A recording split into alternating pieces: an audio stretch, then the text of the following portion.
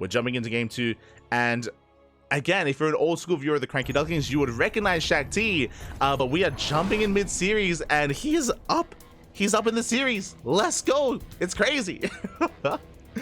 And spawning in the top left-hand corner of Oceanborn, we have the Brazilian Protoss player representing Eximius Gaming, the retiree. He was the best Protoss in Brazil for many, many years. Then he stepped away from the game. He retired for a couple of years, but now he is back, and he's leading the series. It is Shakti.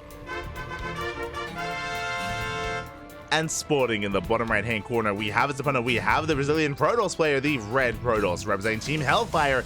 In the absence of his opponent, he has risen to the top of the Latin American scene. It is MasTeR. We have the old guard versus the new blood here in this PvP, and Shakti is leading the series. That is crazy. I was not expecting that, but it is a PvP. If you're in the chat, predictions are open. Place your bets on who you think will claim the series. I still do favor MasTeR, but for Shakti to take the first game is impressive.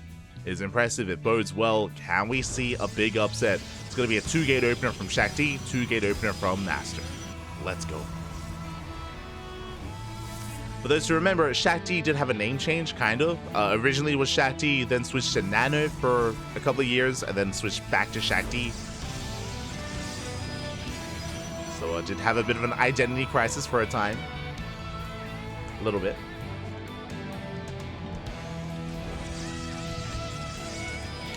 But Finantok asking in the chat, do you know if they accept donations to increase the prize pool? I don't believe they have a Matcherino page. So from my understanding, I don't think they do. Unfortunately, I think it's more of a set thing on a regular basis.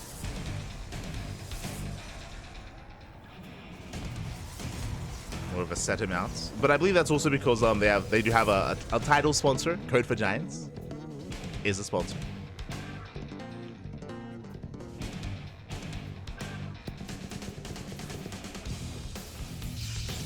Here we go. We are going to be settling in. Again, it is going to be a double Stalker opener out of Shakti, double Sentry from MasTeR. Sorry, opposite. Oh god, I confused myself. So yeah, double Stalker out of MasTeR. We do have double Sentry here from Shakti. Shakti being quite greedy. Again, because Shakti only opened up with a single unit with a single Sentry, he affords a much faster expansion. So very greedy build here by Shakti. MasTeR going for something a little bit more secure. This does mean that MasTeR does have the unit lead, does have a lot of DPS available, has 2 Stalkers, has a 3rd and 4th Stalker on the way. The expansion is delayed, but MasTeR has a much larger army, a much stronger force. Let's go. As the Stalkers have arrived, they're going to try and punish up the low ground. Shakti forcing MasTeR back. Let's force him back. More Stalkers on the way. Expansion on the low ground.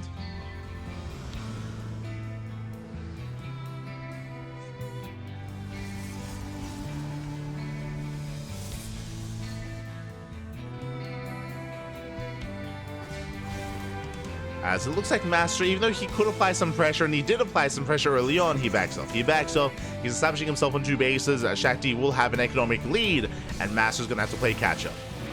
And the red Protoss player is going to be behind in the economy. It is going to be a Twilight Council opener. Blink is going to be on the horizon. Blink likewise on the way for Shakti, but it is much later for the blue Protoss player, so Shakti has a better economy. MasTeR has the faster tech. And there's going to be a window. There's going to be a timing where MasTeR has Blink, and Shakti does not. Here we go.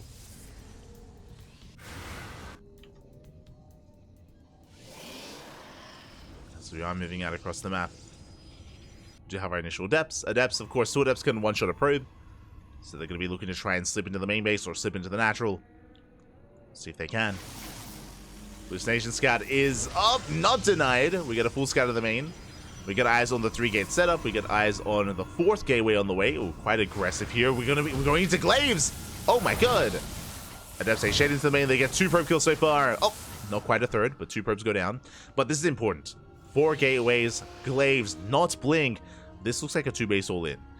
Shakti may take a 3rd, or may look like he takes a 3rd base, but this is going to be very committed on 2 bases. And MasTeR has seen most of what he needs to. Again, he didn't quite get confirmation of what was doing research, but seeing 4 gateways is a massive tell. MasTeR does throw down his own third. MasTeR himself, I believe, only on 2. Yeah, only on 2 gateways. So Shakti has double the production. Not just, oh my god, not just double. Massive gateway explosion, getting up to what, 7 gates? And here comes hallucination. We need a scout. We need to, and we will. Big moment here for MasTeR. Does confirm that Shakti is going all in. Now we have full confirmation. We're fully aware, and we need shield batteries.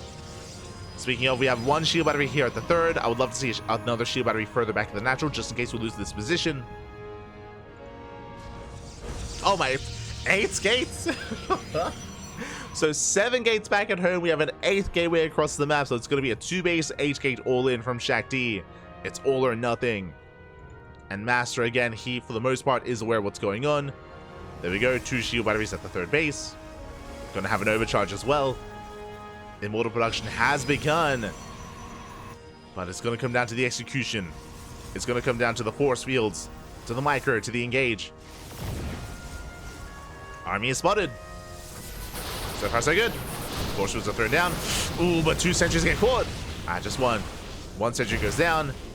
Shakti rotating over towards that mineral line. Overcharge gets popped, and we have to respect the overcharge. And Shakti does pull away. Overcharge buying time. Immortal has arrived. The force field, so they lock the Immortal back. It's unable to engage. More depths are shading in. Yeah, they're diving in the army. They're going for the Immortal. He wants it. He wants it, Pappy. The Immortal is going to be targeted down, and can he focus it? Meanwhile, the Immortals, they're pinned a little bit far back. The Immortal survives for MasTeR. Does survive. Just barely. For a second. Is targeted down, and Shakti, he's snowballing out of control. He's breaking through the front lines. He got the Immortal. The boys are being pulled in a moment of desperation into Glaive Adepts. Ay, ay, ay. Yeah, they're pulled into Glaive Adepts. The Adepts, they just make short work of those workers. And the Immortals, they snowball out of control. GG gets called, and Shakti, with the experience, the veteran himself, takes the series 2-0. GG. Oh my god. Let's go. Gee, I need to message him. Oh my god.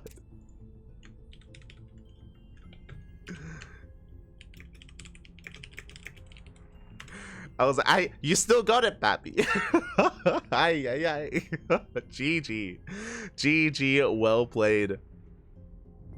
Shakti does take it again. Shakti has been retired for a couple of years at this point, and comes back in, takes down MasTeR 2-0. Again, it's PvP. It is a little bit more chaotic, but you know, maybe that's where experience does kick in, and PvP hasn't changed too much over the years. Regardless, congratulations, well played. Shakti will advance on into the next round. Does advance on, and now that MasTeR is out of the tournament, I'll be honest, looking at the bracket, MasTeR was the favorite player. MasTeR was the #1 to beat, especially because Eric isn't here. Eric isn't here. Inexorable isn't here either. You know, the best Terran and the best Zerg player, they're not here in Brazil. They're not here in this bracket. MasTeR was the one to take it home, and now that MasTeR has been eliminated, now that MasTeR has fallen, suddenly, Shakti, is he the favorite player now? Do I favor Shakti over Yan? Do I favor him over Kamikaze or over Don Milon? Like, I don't know. Over Allison? Hard to say. Hard to say, Pappy. Hard to say. GG. GG, well played. Big win, big result here from Shakti. I was hoping for an ace match, but alas, we're not quite going to be able to get it. And, yeah, we'll see where this takes us, and this really does shake up the bracket quite a lot. It's shaking, Pappy, shaking.